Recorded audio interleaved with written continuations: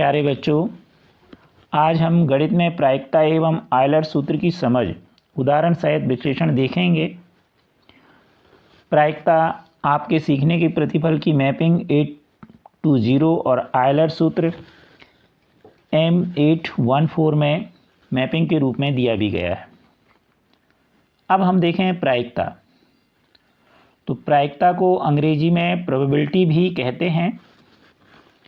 गणित की वह शाखा जिसमें घटनाओं के घटित होने की संभावनाओं का संख्यात्मक अध्ययन किया जाता है वह प्रायिकता कहलाता है। इस सिद्धांत का जन्म जुआ के खेल से हुआ है। इसे पी से दर्शाते हैं। जुआ आप जानते हैं, ताश के पत्तों से या सिक्का उछालकर या आपके चौपड़ में उपयोग किया जाता है। इसके अलावा भी अन्य जो भी खेल हैं जिनमें जीत हार होती है उन सब में प्रायिकता का प्रयोग होता है। प्रायिकता का सूत्र है प्रायिकता बराबर संभावित परिणामों की संख्या बटे कुल परिणामों की संख्या।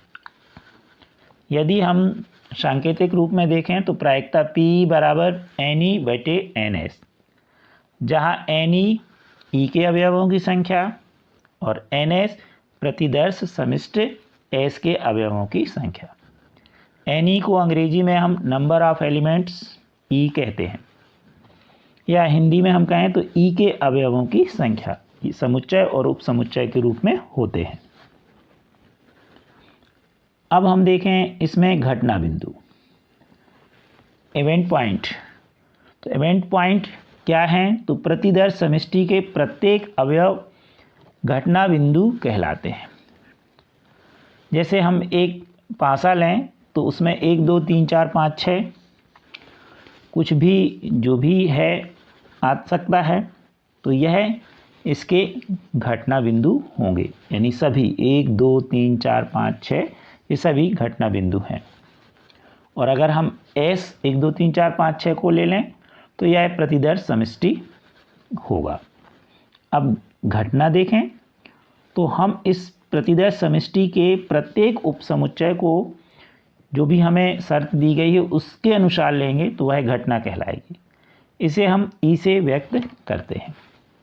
एक और उदाहरण के द्वारा देखें, एक सिक्के को हम उछालें तो यहाँ पर प्रतिदर्श समष्टि यानी कुल जो परिणाम होंगे वह हो सकते हैं H और T यानी चित्त या पट।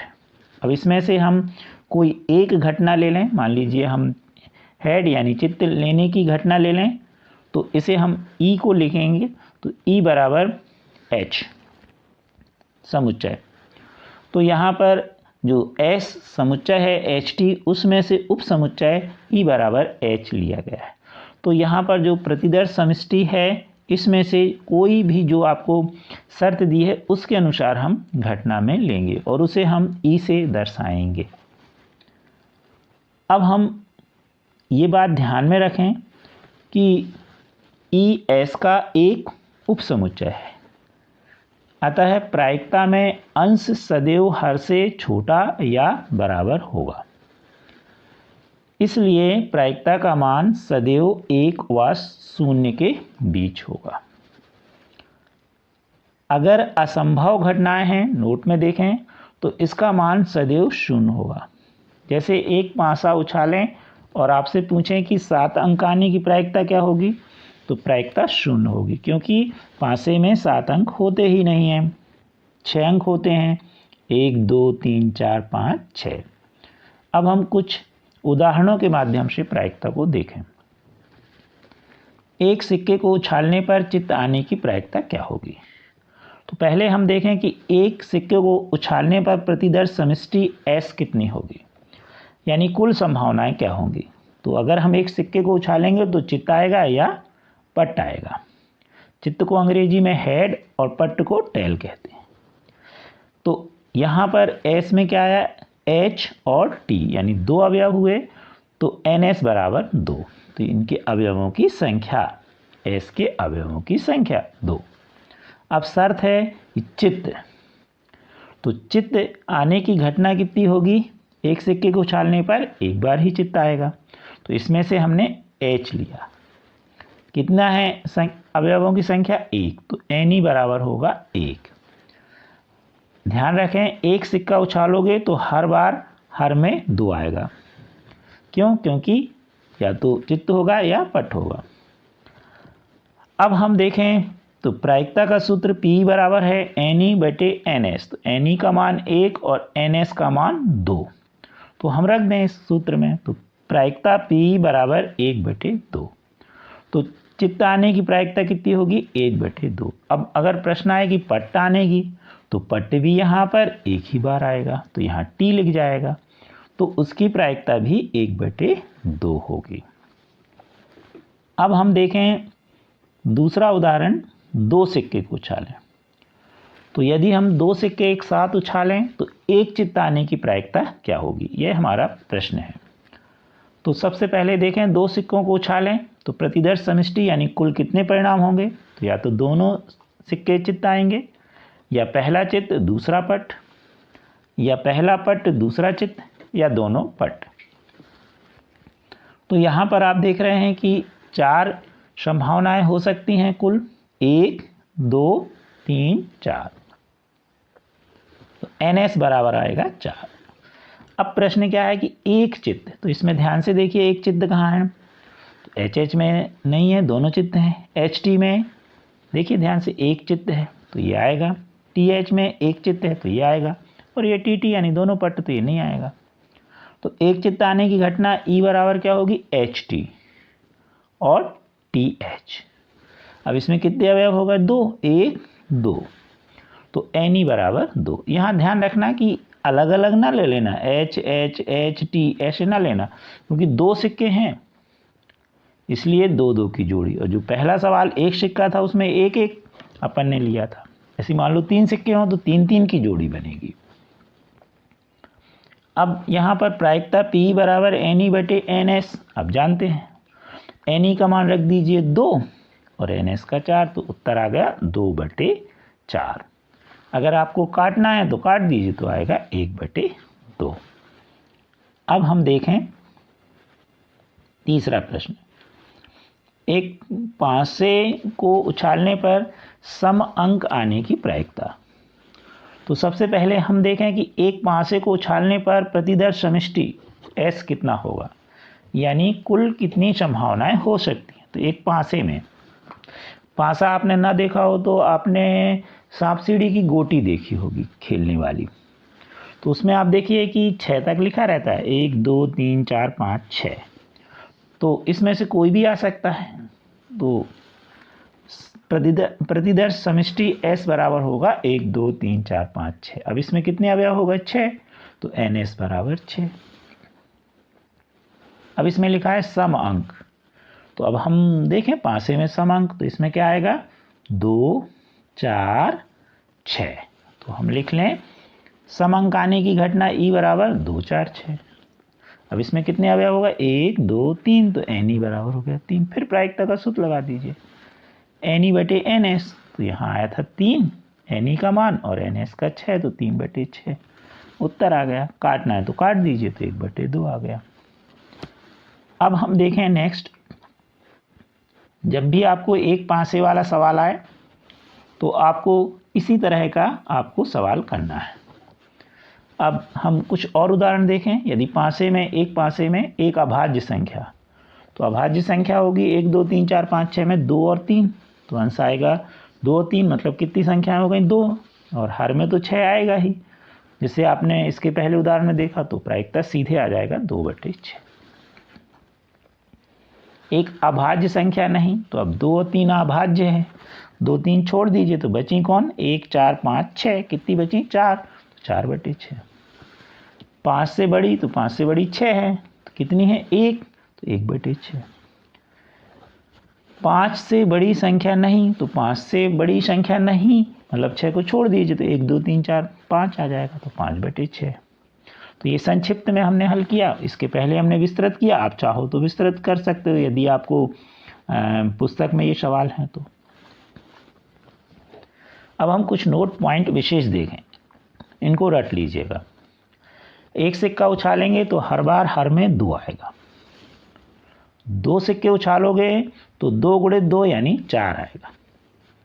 3 सिक्के उछालोगे तो 2 गुणे 2 गुणे 2 बराबर 8 आएगा। इसी तरह एक पासा उछालोगे तो हर में 6 आएगा।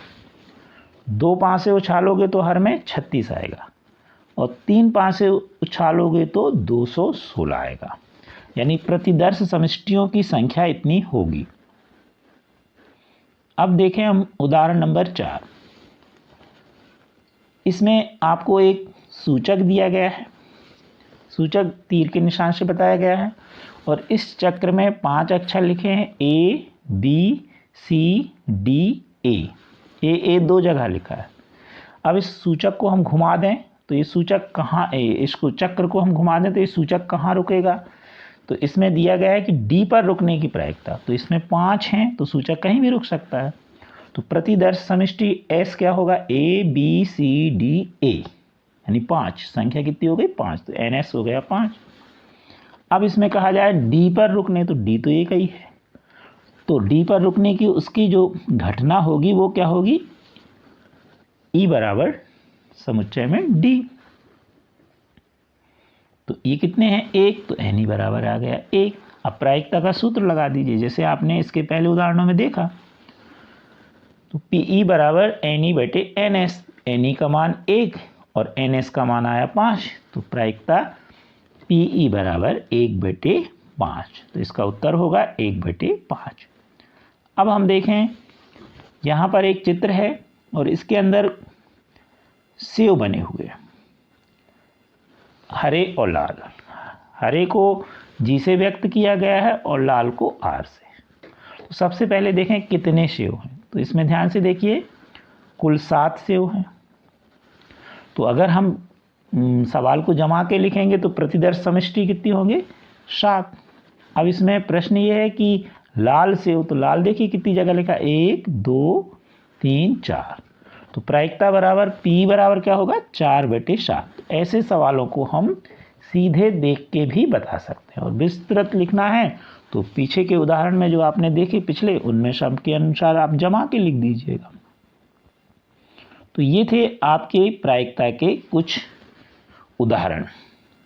और अब आप ऐसे जो भी आपकी पुस्तक में सवाल दिए उन सभी सवालों कर लीजिएगा। निश्चित तौर पर यह सभी सवाल आपसे बनेंगे। अब हम इसका दूसरा भाग देखें, आयलर सूत्र। आयलर सूत्र है F धन V बराबर E धन 2, या E का इस तरफ पक्षांतर कर दें तो F धन V ऋण E बराबर 2। F क्या है? फलकों की संख्या। B क्या है? शीर्षों की संख्या। E क्या है? किनारों की संख्या। अब आप क्षेत्रमिति वाले पाठ में इसको आप अच्छे से पढ़ेंगे कि फलक क्या कहलाती हैं, शीर्ष क्या कहलाते हैं, किनारे क्या कहलाते हैं। लेकिन आयलर सूत्र में आपको जो भी क्षेत्रमिति आकृति दी गई है तो उसमें आपको फलकों की संख्या और शीर्षों की संख्या दी है यदि, तो किनारों की संख्या पूछी जाएगी।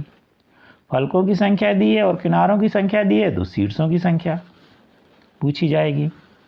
शीर्षों की संख्या और किनारों की संख्या दी है तो फलकों की संख्या पूछी जाएगी। यानी इनमें से कोई 2 चीज़ें आपको दी रहेंगी और तीसरी आपको इस सूत्र के माध्यम से आप निकाल सकते हैं।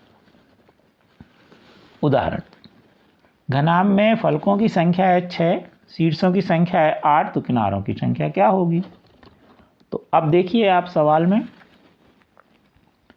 फलकों की संख्या यानी F दिया है 6, शीर्षों की संख्या यानी V दिया है 8। अब हम आयलर सूत्र लगा दें, F धन V बराबर E धन 2। F का मान 6 रख दें, V का मान 8 रख दें बराबर E धन 2। 8 धन 6 यानी 14 और 2 का कर दो पक्षांतर तो 14 ऋण 2 बराबर E, तो E बराबर आ गया 12।